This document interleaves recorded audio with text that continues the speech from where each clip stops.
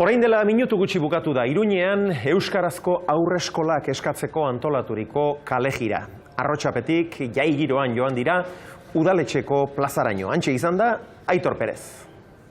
Arrotxapean aurten lehendabizikoz maite badago aurreskola euskalduna, euskaraz ikasi daiteke aurreskolan, baina protestan arrotxapean zergatik. Motiborik ez zaigulako falta.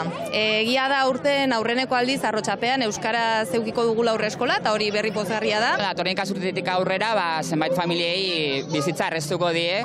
Abiatuko gara eskutik helduta, bai?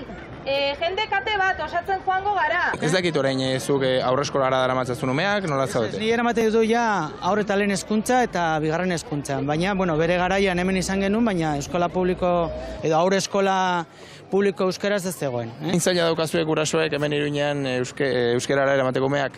Bai, guain arte lan izan da, eta ematen du hain errotxapean aukera izan den dugula zera irekiko dutelako. Kasuan, zortea izango dezuela, baina beste auzo batzuetan. Hori da. Gurasoentzako zailtasunak asko direla, ez da, zentzu honetan? Bai, goizean goiz beste barrio batera mugitu beharra.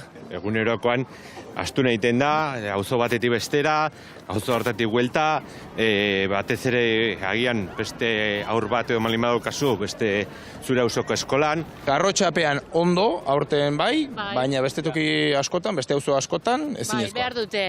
Iruña osoan behar dute, bai, aurre eskola bat euskeraz. Guretzat positiboa da, gaur egun arrotxapeak bere aurre eskola izatea. Baina, oraindik ere Iruñean euskarazko plazak aurre eskoletan oso eskasak dira. Zenbat?